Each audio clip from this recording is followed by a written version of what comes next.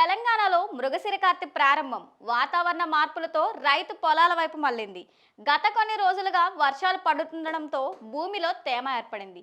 ఈ నేపథ్యంలో రైతులు తెల్లవారుజాము నుంచే ట్రాక్టర్లు, ఎద్దుల బండులతో వ్యవసాయ పనుల్లో బిజీగా మారిపోయారు. మెట్ట భూములను దుక్కులు దున్ని విత్తనాలు వేస్తున్నారు. కొన్ని ప్రాంతాల్లో వరి, కొన్ని చోట్ల కంది, పెసర, జొన్న విత్తనాలు వేసే పనులు ప్రారంభమయ్యాయి. ఏరువాక ప్రారంభమైన నేపథ్యంలో వ్యవసాయ మార్కెట్లు, విత్తనాల దుకాణాలు రైతుల రాకతో కలకల్లాడుతున్నాయి. పంటల సాగుకు అవసరమైన విత్తనాలు, ఎరువులు, దుర్వినియోగ నివారణ మందుల కోసం రైతులు పెద్ద సంఖ్యలో మార్కెట్లను సందర్శిస్తున్నారు. దీంతో వ్యవసాయ ఉత్పత్తి సరఫరా కేంద్రాలు, సీడ్ షాపులు రద్దీగా మారాయి. కొన్ని చోట్ల ప్రభుత్వ ఏర్పాట్లు చేసిన రైతు బజార్లో కూడా అవసరమైన సామాగ్రి రైతులకు అందిస్తోంది.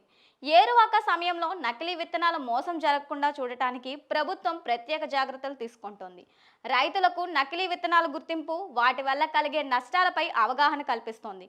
వ్యవసాయ శాఖ అధికారులను గ్రామ స్థాయిలో సమావేశాలు నిర్వహించి నేరుగా రైతులతో మాట్లాడుతున్నారు. అసలు విత్తనాలు మార్కెటింగ్, ధృవీకరణ పద్ధతులపై స్పష్టత ఇస్తున్నారు. రైతులు కూడా అప్రమత్తంగా వ్యవహరించాలని ప్రభుత్వం సూచిస్తోంది.